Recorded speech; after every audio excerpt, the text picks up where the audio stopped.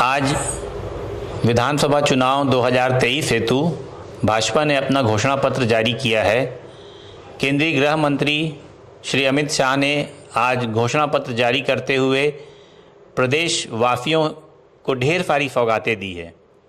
इस संबंध में बात करने के लिए हमारे बीच तखतपुर नगर पालिका के नेता प्रतिपक्ष श्री ईश्वर देवांगन जी उपस्थित हैं, जो कि वार्ड क्रमांक 7 से पार्षद भी हैं, जिला योजना समिति सदस्य, युवा मोर्चा उपाध्यक्ष और चुनाव समिति के जोन सह प्रभारी हैं।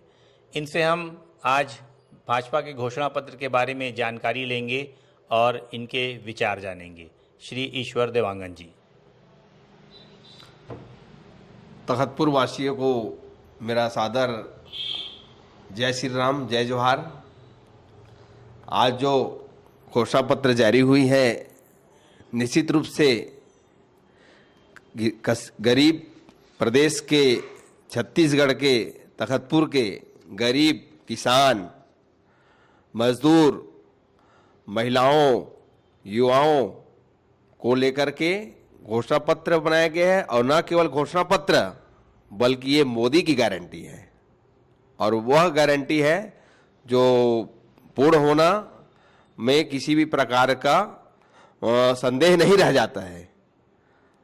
आज प्रदेश के हमारे जितने भी मतदातागण हैं, कार्यकर्तागण हैं, बहुत ही उत्साहित हैं इस घोषणा पत्र को लेकर के, कोई जन भावना का अनुरूप बनाया गया है। मैं ये जानना चाहूँगा कि इस घोषणा पत्र में प्रमुख बातें क्या क्या हैं। इसके लिए हमारे बीच उपस्थित हैं विवेक पांडे जी, जो कि अधिवक्ता संघ तखतपुर के अध्यक्ष हैं, भाजपा विधि विधायी प्रकोष्ठ के जिला सदस्य हैं और चुनाव संचालन समिति के भी सदस्य हैं। तो हम विवेक पांडे जी से ये जानेंगे कि आज के घोषणा पत्र की प्रमुख बातें क्या है। सभी क्षेत्रवासियों को सादर प्रणाम करता हूं और सभी छत्तीसगढ़ वासियों को मैं बधाई देता हूं कि आज भारतीय जनता पार्टी ने अपना घोषणा पत्र लोगों के सामने रख दिया है। भारतीय जनता पार्टी पूर्णतः लोकतांत्रिक पार्टी है और भारतीय जनता पार्टी में कोई भी निर्णय जो लिया जाता है वो जनता से पूछ करके लिया जाता है। उसी तरह से हमारे पार्टी ने एक घोषणा पत्र समिति तैयार किया था और घोषणा पत्र समिति के द्वारा संपूर्ण छत्तीसगढ़ में घूमकर लोगों से यह जानने का प्रयास किया गया था कि जनता को किस किस चीज़ों की आवश्यकता है, उनकी मूलभूत आवश्यकताएं क्या हैं और किस तरह की मांगे हैं। इन सभी मुद्दों पर ध्यान में रखते हुए और जनता की जन भावना को ध्यान में रखते हुए हमारी पार्टी के द्वारा आज घोषणा पत्र का प्रकाशन किया गया है। और आप देखेंगे कि हमारे घोषणा पत्र में किसान, मजदूर, महिला, युवा, बेरोजगार, छात्र सभी लोगों के लिए योजनाएं बनाई गई है। इसमें आप देखेंगे किसानों के लिए 3100 रुपये कुंटल में धान की खरीदी की योजना है और प्रति एकड़ 21 कुंटल है। इसी तरह से गृहिणी महिलाएं जो विवाहित हैं, जिनकी आय का कोई साधन नहीं है, उन्हें समृद्ध करने के लिए 1000 रुपये महीना उनके खाते में डालने जाने का एक प्रावधान रखा गया है, जिससे निश्चित ही गृहिणियाँ मजबूत होंगी, उनके हाथ में पैसा आएगा और वो अपने इच्छा अनुसार उसको खर्च कर सकेंगी। इसी तरह से आप देखेंगे युवाओं के लिए हमने योजना बनाया है कि 2 साल के भीतर हम 1 लाख युवाओं को रोजगार देंगे और जो युवा स्वयं को उद्योग लगाना चाहता हो उस युवा को उद्योग में 50% का हम अनुदान देंगे। जिससे निश्चित ही युवाओं का भविष्य बहुत अच्छा संवरेगा, उनको संबलता प्राप्त होगी और वो निश्चित ही एक मजबूत राष्ट्र बनाने में अपना योगदान जरूर देंगे। जैसा कि पहले पार्टी नेताओं के द्वारा ये कहा जा रहा था कि कांग्रेस सरकार मुफ्त की रेवड़ी बांट रही है, और अब भाजपा के घोषणा पत्र में भी ऐसी ढेर सारी बातें हैं जो कि कांग्रेस के घोषणा पत्र से मिलती है। तो आप इन दोनों घोषणा पत्र की किस तरह से तुलना करेंगे? दोनों में क्या अंतर आपको दिखाई देता है? देखिए, हमारा जो घोषणा पत्र है भारतीय जनता पार्टी का, ये आम मतदाता से लेकर के आम किसान या समाज की निम्न तबके को का विचार को लेकर के घोषणा पत्र तैयार किया गया है।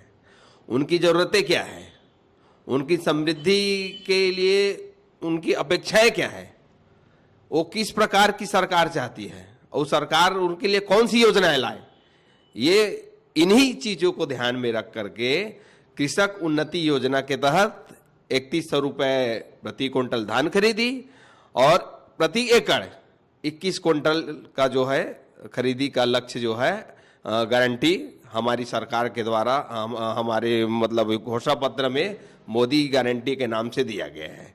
देखिए यहाँ पर देखो, रेवड़ी और योजना दोनों में जमीन आसमान का अंतर है।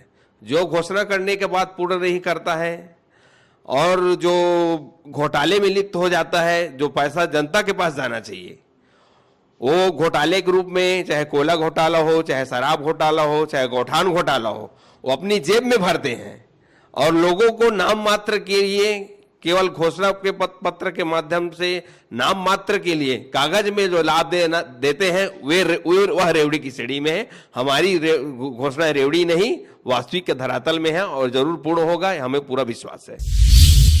तो मुफ्त की रेवड़ी के बारे में अभी आपने ईश्वर देवांगन के विचार जाने।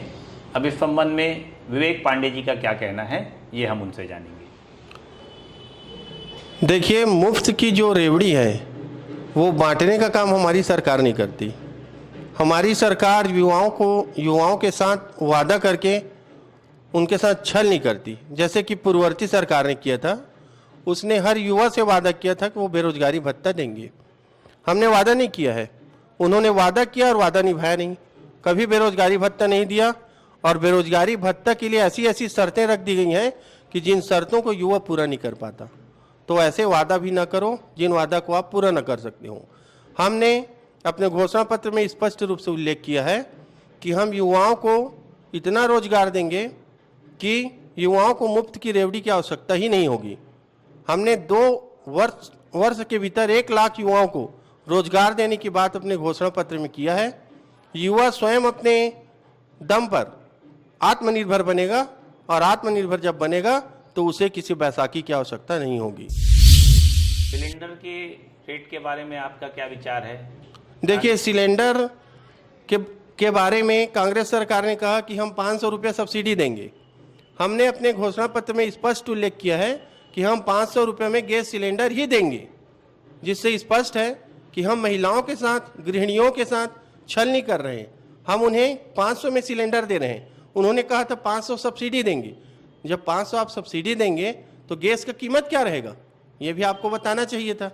इस सरकार पर युवाओं के द्वारा पीएससी घोटाले का आरोप लगाया गया है, तो ये भी एक भ्रष्टाचार का बड़ा मामला जनता ने सामने रखा है। तो इस संबंध में आपकी सरकार ने घोषणा की है घोषणा पत्र में, तो क्या इसे पूरा किया जाएगा? जी बिल्कुल। 15 वर्षों तक निरंतर भारतीय जनता पार्टी की सरकार रही है। भारतीय जनता पार्टी ने छत्तीसगढ़ राज्य का निर्माण किया है, तो भारतीय जनता पार्टी छत्तीसगढ़ राज्य को संवारेगी। आप देखेंगे 15 वर्षों में कभी भी किसी प्रकार से इस तरह के घोटाले नहीं हुए, युवाओं के साथ कोई छल नहीं हुआ। आज स्थिति ये है कि युवा जो प्रतिभावान है वो एक घोटाले के कारण से उनकी प्रतिभा दब गई। अब तो अभी जो तथ्य सामने आए हैं वो केवल डिप्टी कलेक्टर के पद के हैं। विभिन्न पदों की जब जांच होगी, अपराध पंजीबद्ध होगा और गिरफ्तारियां होंगी, तो पता चलेगा कि नीचे से लेकर ऊपर तक के पदों में किस तरह से भ्रष्टाचार और घोटाले हुए हैं। अयोग्य लोगों को योग्य बनाते हुए डिप्टी कलेक्टर जैसे पद पर बैठाया गया है, जो कि आगे चलकर प्रशासन की बागडोर संभालेंगे। और निश्चित ही हमारी सरकार आई तो हमने अपने घोषणा पत्र में उल्लेख किया कि इसके लिए एक आयोग बनेगा, आयोग जांच करेगी और दोषी बख्शे नहीं जाएंगे, सभी लोग जेल जाएंगे। और मुद्दा काफ़ी जोर शोर से अभी उठा हुआ है, जिसमें कि जो कि है आवास योजना का। केंद्र सरकार प्रधानमंत्री आवास योजना चला रही है और राज्य सरकार ने इसी तारतम्य में पैरेलल एक मुख्यमंत्री आवास योजना शुरू की है। तो इन दोनों योजनाओं में आप कैसे अंतर करते हैं? इन दोनों योजनाओं से जनता को किस तरह से लाभ हो रहा है? देखिए, ये जो प्रधानमंत्री आवास योजना है, कांग्रेस के 70 साल के इतिहास को आप उठा कर देख लीजिए। केवल नाम मात्र का इंदिरा आवास, नाम मात्र का आवास योजना चलती रही है। अभी मोदी जी जब से बैठे हैं तब से पूरे देश में प्रधानमंत्री आवास योजना के नाम से गरीबों को छत देने का काम किया जा रहा है। यहाँ पर भूपेश बघेल की सरकार ने 16 लाख आवास को लौटाने का काम किया है, 16 आवास को छीनने का काम किया है कि इसमें मोदी जी का नाम प्रधानमंत्री आवास नाम जुड़ा है। प्रधानमंत्री आवास तो मनमोहन के टाइम जी के समय भी जुड़ा था। उस समय तो किसी भाजपा की प्रदेश की सरकार ने विरोध नहीं किया। आप क्यों विरोध कर रहे हैं? तो आप गरीब हितैषी नहीं हैं, आप किसी को छत देने नहीं चाह रहे हैं, या तो फिर आप जो है पूर्वाग्रह से ग्रसित है कि इसमें कहीं मोदी जी को अतिरिक्त लाभ ना मिल जाए, उनको पॉपुलैरिटी ना मिल जाए। हमारी अभी घोषणा पत्र में आई है कि जब हमारी सरकार बनेगी तो सबसे पहले 18.5 लाख आवास पर हस्ताक्षर होगा, उसके बाद फिर अगला का कार्यक्रम शुरू होगा। ये हमारी सरकार का घोषणा पत्र है और इसको हम पूर्ण करके रहेंगे।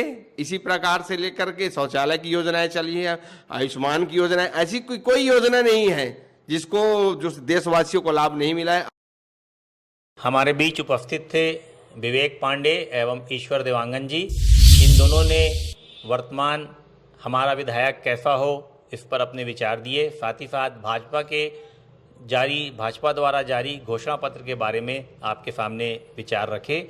मैं इन दोनों अतिथियों का तखतपुर की भड़ास की ओर से हार्दिक धन्यवाद करता हूँ। जय हिंद, जय छत्तीसगढ़।